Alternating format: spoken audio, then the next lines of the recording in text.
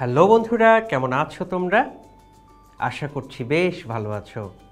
আমি রহমান পলাশ, তোমাদের সবাইকে স্বাগত জানাই GoG8-এ।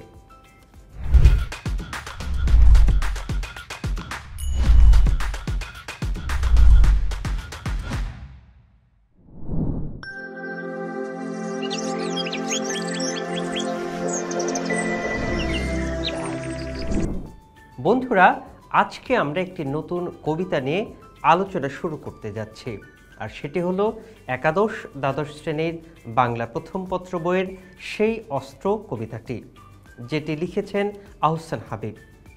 তাহলে চলো বন্ধুরা, আলোচনা শুরু করা যাক। বন্ধুরা, কবিতাটি নিয়ে আলোচনা শুরু করার আগেই প্রথমেই চলো আমরা এই কবিতার কবি পরিচিতি অর্থাৎ আহসান হাবিব সম্পর্কে বিস্তারিত জেনে নিই। আহসান হাবিব 1917 খ্রিস্টাব্দের 2রা জানুয়ারি বৃহত্তর বরিশাল অঞ্চলের পিরোজপুর জেলার শঙ্করপাশা গ্রামে জন্মগ্রহণ করেন। তার পিতার নাম হামিজউদ্দিন হাওলাদার এবং মাতার নাম জমিলা খাতুন। মূলত স্কুল জীবনেই তার কবিতা লেখার হাতেখড়ি। পরবর্তীতে বরিশালের ব্রজমোহন কলেজে অধ্যয়নরত অবস্থায় কবিকে কলেজ ছেড়ে ভাগ্যের অন্বেষণে কলকাতায় চলে আসতে হয়। বন্ধুরা, এরপর পত্রিকা, রেডিও, প্রকাশনা সংস্থা ইত্যাদি পেশার সঙ্গে যুক্ত হলেও আহসান হাবিব শেষ পর্যন্ত সাংবাদিকতা, বিশেষ করে পত্রিকার সাহিত্য সম্পাদক হিসেবে জীবিকা অর্জনের পথ বেছে নেন। 1950-এর দিকে তিনি কলকাতা ছেড়ে ঢাকায় আসেন। বেশ কয়েকটি পত্রিকায় কাজ করবার পরে 1964 খ্রিস্টাব্দে তিনি যোগ দেন দৈনিক বাংলা পত্রিকার সাহিত্য সম্পাদক হিসাবে, যা তৎকালীন সময়ে দৈনিক পাকিস্তান নামে পরিচিতি ছিল। বন্ধুরা, তিনি আমৃত্যু এই পত্রিকার সঙ্গে যুক্ত ছিলেন। বন্ধুরা, আহসান হাবিব 1961 খ্রিস্টাব্দে বাংলা একাডেমি পুরস্কার এবং 1978 খ্রিস্টাব্দে 21 পদকে ভূষিত হন। স্বল্পভাষী, আত্মবগ্ন, স্পষ্টবাদী এই কবি ছিলেন মূলত মানবদরদী শিল্পী। দেশ ও জনতার প্রতি ছিল তার গভীর সংবেদনশীলতা। ব্যক্তিগত অনুভূতি, অভিজ্ঞতা ও যুক্তি বিচারের আলোকে এক সুগভীর জীবন ঘনিষ্ঠ আশাবাদী চেতনায় তার কবি প্রতিভার মূল সুর।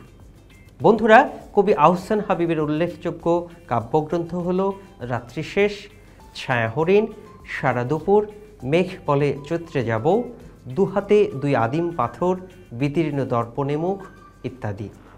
এছাড়া উপন্যাস ও শিশু সাহিত্যেও তার বিশেষ আগ্রহ ছিল। তিনি 1985 খ্রিস্টাব্দের 10 জুলাই মৃত্যুবরণ করেন। বন্ধুরা, এই ছিল সেই অস্ত্র কবিতার কবি আহসান হাবিবের পরিচিতি সম্পর্কে। আহসান হাবিবের সেই অস্ত্র কবিতাটি তার বিদীর্ণ দর্পণে মুখ কাব্যগ্রন্থ থেকে সংকলন করা হয়েছে। বন্ধুরা, চলো এবার মূল কবিতাটি শুরু করা যাক। আমাকে সেই অস্ত্র ফিরিয়ে দাও, সভ্যতার সেই প্রতিশ্রুতি, সে অমোঘ অনন্য অস্ত্র আমাকে ফিরিয়ে দাও। বন্ধুরা, এখানে সেই অস্ত্র বলতে মূলত ভালোবাসাকে বোঝানো হয়েছে। কবি এখানে ভালোবাসা নামক সেই অস্ত্রটি ফিরে পেতে চান। একই সাথে আধুনিক সভ্যতার যে প্রতিশ্রুতি করা হয়েছিল সেটিও তিনি ফিরে চেয়েছেন। অর্থাৎ তিনি বোঝাতে চেয়েছেন যে আদিম যুগে মানব সভ্যতা এমন পর্যায়ে ছিল যখন মানুষ প্রকৃতির সাথে লড়াই করে বেঁচে থাকত। কোনো প্রযুক্তির ছোঁয়া তখন লাগেনি। মানুষ খাদ্যের সন্ধানে বনে জঙ্গলে পাহাড়ে ঘুরে বেড়াতো, এমনকি তাদের পরনের কাপড় পর্যন্ত ছিল না। কিন্তু ধীরে ধীরে সভ্যতার বিকাশ ঘটেছে, কেননা বিজ্ঞান ও প্রযুক্তির অনেক উন্নয়ন সাধিত হয়েছে, যার কারণে মানুষ সভ্য হয়েছে। আর সভ্য হওয়ার উদ্দেশ্য হলো আমাদের ভালো থাকা ও সুন্দর জীবন যাপন করা। কিন্তু আমরা কি সভ্যতার কোনো ভালো রূপ দেখতে পাচ্ছি? না, পারছি না। কারণ যতই আমরা সভ্য হচ্ছি ততই মানুষে মানুষে হানাহানি, মারামারি, ধ্বংসাত্মক কার্যকলাপ এগুলো বেড়েই চলেছে। বন্ধুরা, বর্তমান সভ্যতা মূলত বিজ্ঞান ও প্রযুক্তি কেন্দ্রিক, যেখানে বিজ্ঞানের উন্নতি হয়েছে, প্রযুক্তির উন্নতি হয়েছে, কিন্তু মানবতার কোনোই উন্নয়ন ঘটেনি। তাই তো কবি সভ্যতার যে প্রতিশ্রুতি, অর্থাৎ সভ্য হলে আমরা যে ভালো থাকব এবং সুন্দর জীবনযাপন করব, সেই প্রতিশ্রুতির কথাই এখানে বলেছেন, যা তিনি ফিরে পেতে চান। এর পরের চরণে রয়েছে সেই অমোঘ অনন্য অস্ত্র আমাকে ফিরিয়ে দাও। বন্ধুরা, এখানে অমোঘ শব্দের অর্থ হলো অব্যর্থ বা সার্থক বা অবশ্যম্ভাবী। অর্থাৎ তিনি এখানে বোঝাতে চেয়েছেন যে কোনো মারণাস্ত্র ব্যর্থ হতে পারে, কিন্তু ভালোবাসা নামক অস্ত্রটি কখনোই ব্যর্থ হতে পারে না, এটি অবশ্যম্ভাবী। তাই তো তিনি এই ভালোবাসা নামক অব্যর্থ এবং অনন্য অদ্বিতীয় অস্ত্রটি ফিরে পেতে চান। এরপর কবি বলেছেন, সেই অস্ত্র আমাকে ফিরিয়ে দাও, যে অস্ত্র উত্তোলিত হলে পৃথিবীর যাবতীয় অস্ত্র হবে আনত।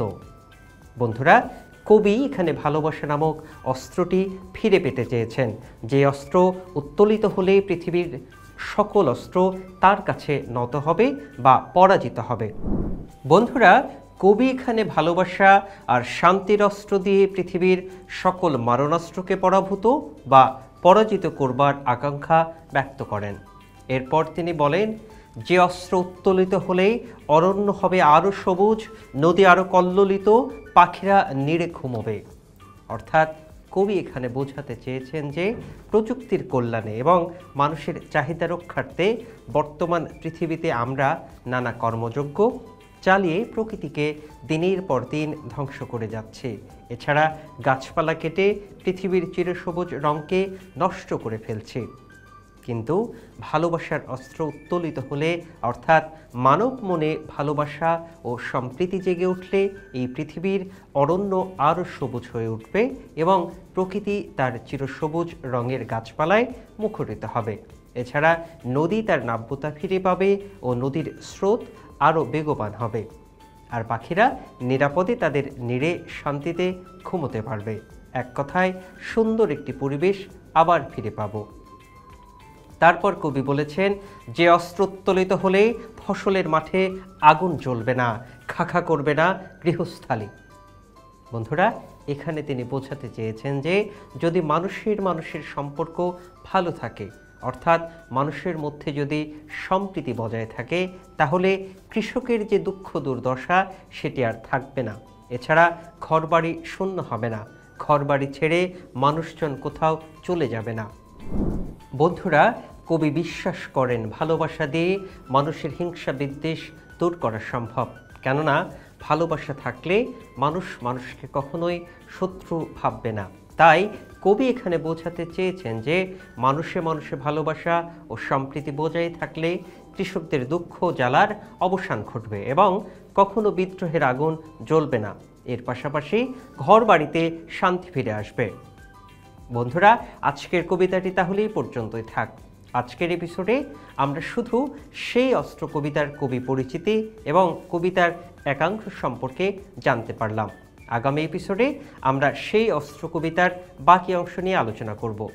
তবেই আমরা এই কবিতা সম্পর্কে সম্যক ধারণা লাভ করতে পারব।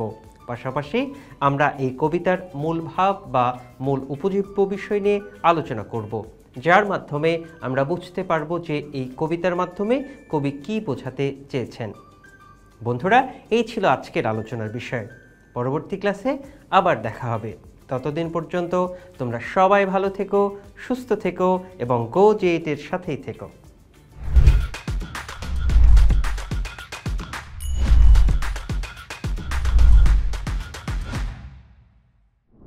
বন্ধুরা, এতক্ষণ যে আলোচনা করলাম তা থেকে গুরুত্বপূর্ণ কিছু নোটস জেনে নিই।